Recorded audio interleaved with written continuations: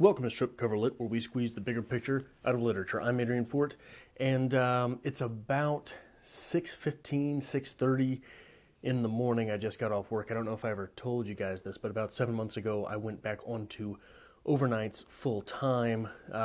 It's just going to work out for my life a little bit better this way, I think. But we're here just to hang out. Just to, how do the Brits say it? How does Jen Campbell say it? Have a cuppa.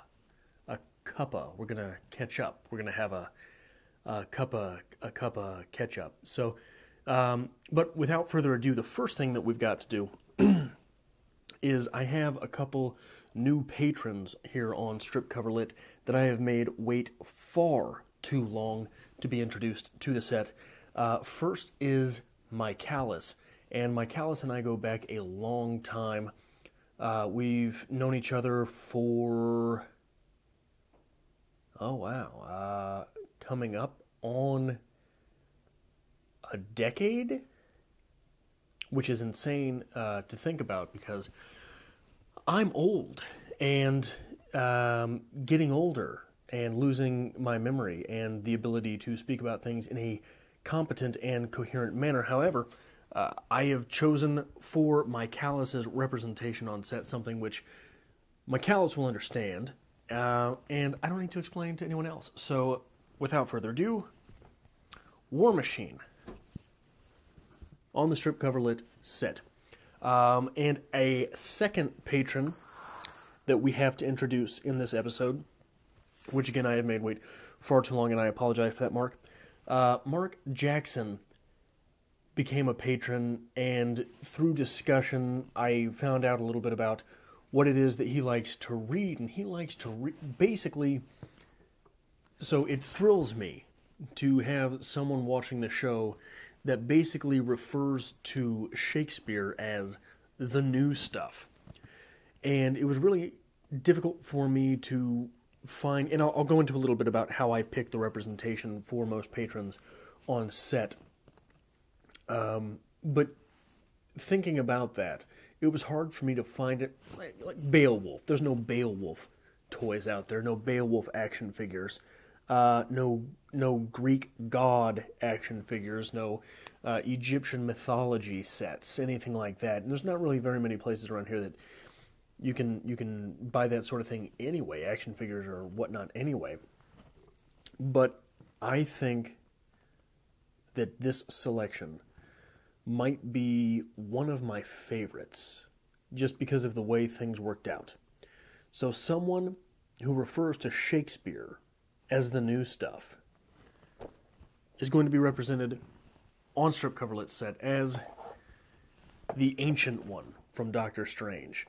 So basically the way that I end up picking patrons is this weird crossroads of what I might or might not know about the person. I try to ask a few things, get into a little bit of a conversation, mixed with, as this story illustrated, what may or may not have an action figure line or something to be represented, to be representable on set. So we've got a lawn gnome back there, not an action figure, but something to represent the patron on set. And when you think of those two things, you have to mix it with what is available, what you can find. And it's really limited, especially in this area. I think there's one Toys R Us, there's a couple vintage stocks. But Kansas City is not a place where people collect things or do things out of what would be deemed normal. So it's really, really limiting when you start looking at what can you find. But I figured something out, and I don't know if you know anything about this, so let me introduce you. If not, there's this thing called Amazon. And Amazon is like having Walmart in your phone.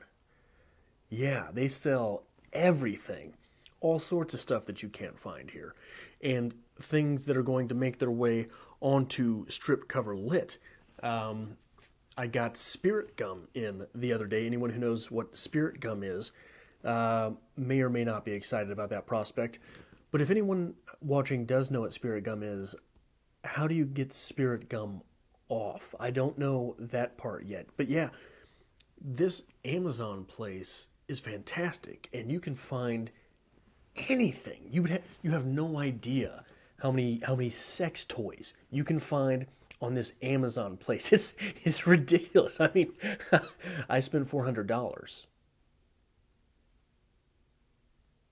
Moving right along, you know, one thing that I found on there that I was completely perplexed by was something called a dash button, which they were just these little keychain looking things, but they had brands on them. I don't know if you've heard about this. It's insane.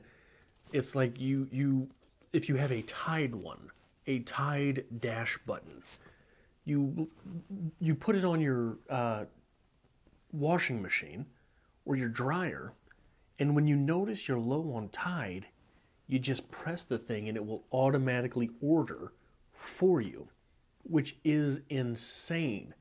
The amount of lazy that we're really getting ready for. And one of the books that I'm reading right now is called The Four, and there's a bit about Amazon in there, which I'll share on the channel at some point. But along with all of these things that you can find on Amazon, you may or may not notice, hopefully you are noticing, a better sound quality on this video. And that was prompted by a friend of mine giving me the softest and gentlest kick in the pants that one could ask. Actually, he's a patron. Give me 1 second.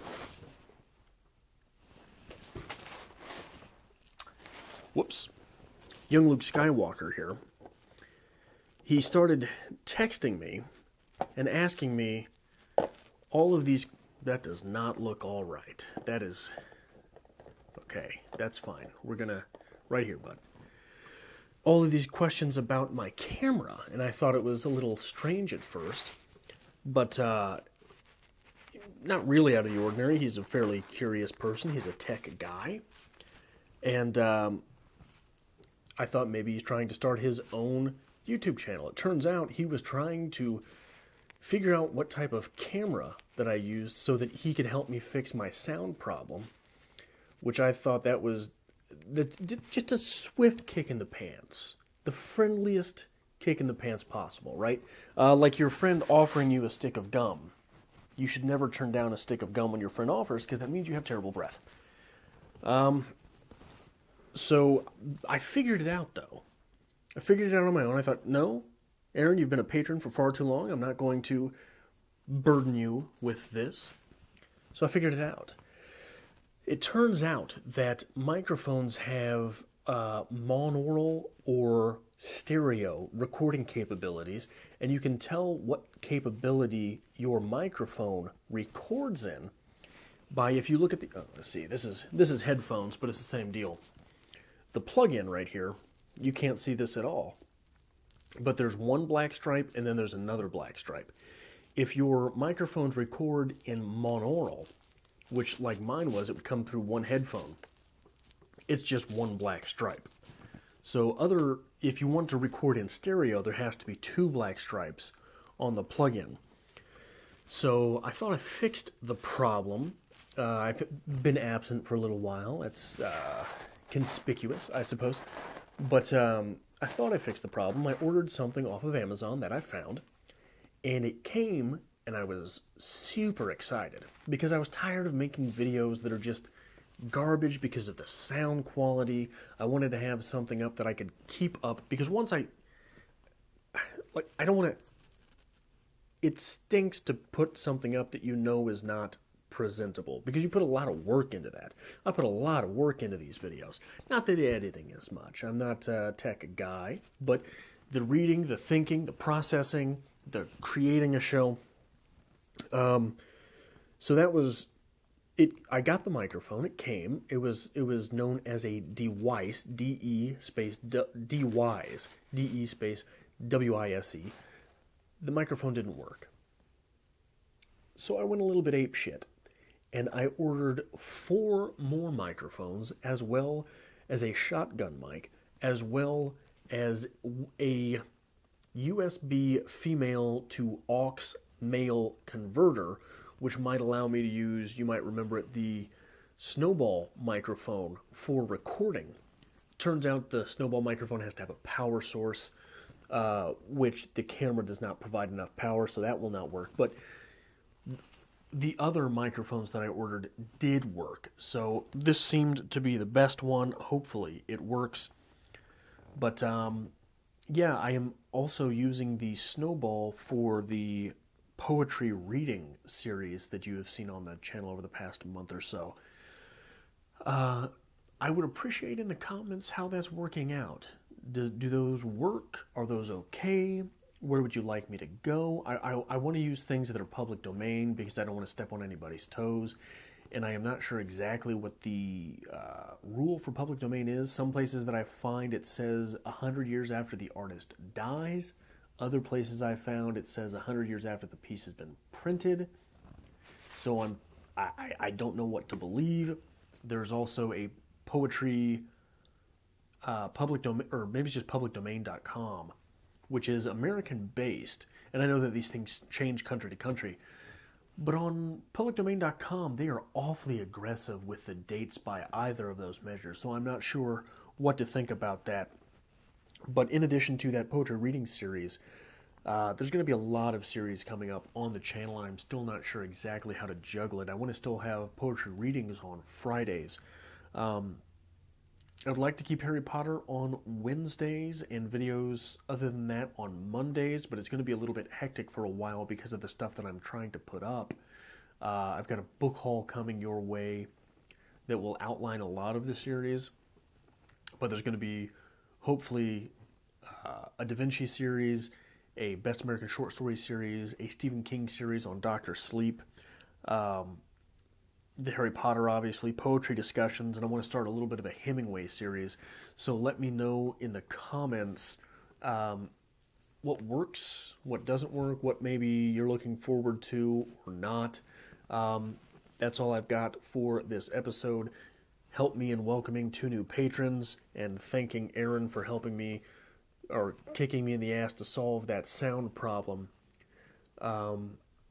Like, maybe, if you do, and subscribe if you have not, and I hope to see you next time for some book talk.